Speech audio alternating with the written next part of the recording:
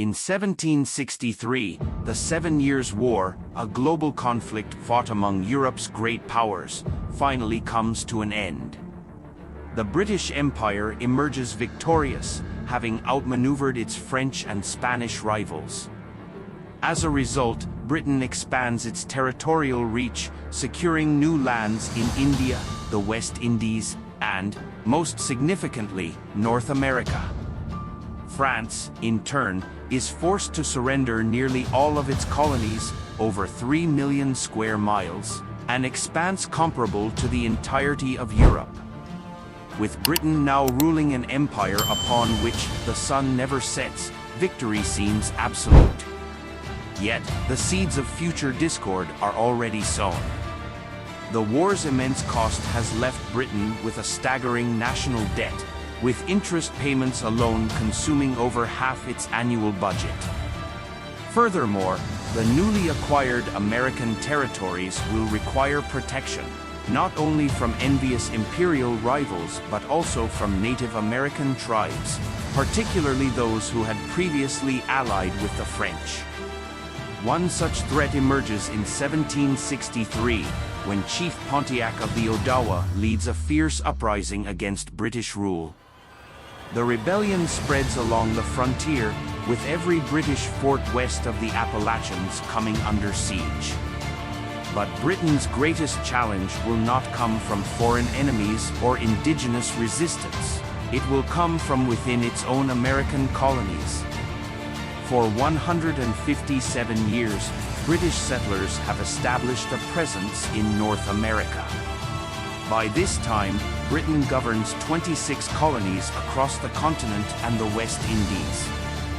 13 of these colonies, clustered along the eastern seaboard, have grown rapidly, with their population surpassing 2 million due to prosperity and waves of immigration. However, these colonies share little in common beyond their British heritage. Each possesses a distinct history, character, and system of governance. Some were founded by religious refugees, such as the Puritans of Massachusetts, the Catholics of Maryland, and the Quakers of Pennsylvania. Others were built by ambitious pioneers and economic opportunists lured by the promise of abundant land. Still, many settlers arrived destitute, desperate, or even against their will.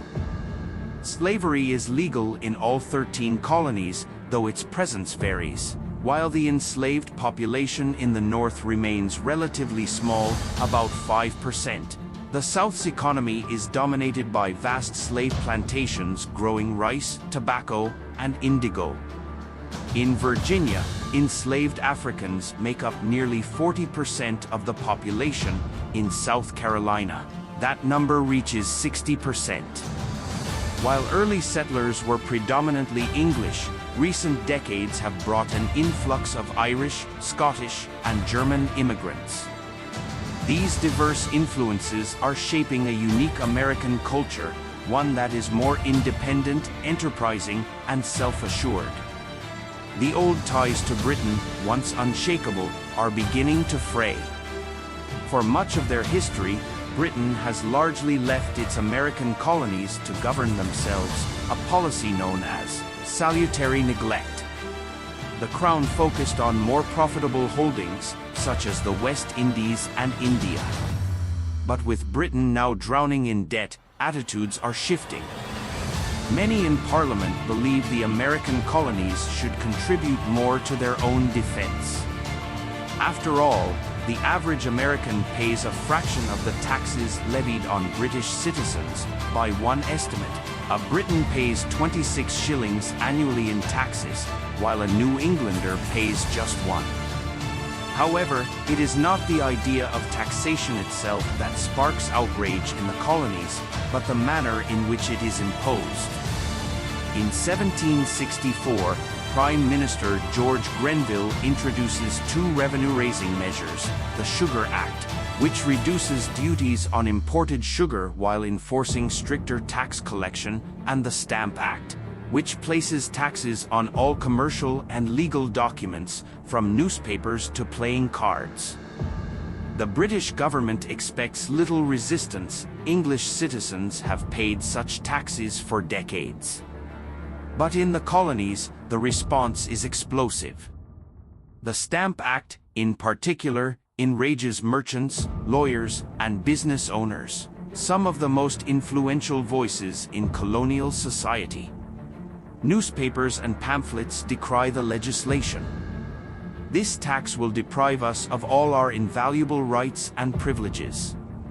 It will drain us suddenly of our cash, occasion an entire stagnation of trade, discourage every kind of industry, and involve us in the most abject slavery. Colonists insist that taxation without representation is a violation of their rights as British subjects. They argue that, since they have no elected representatives in Parliament, any taxation imposed upon them is unconstitutional.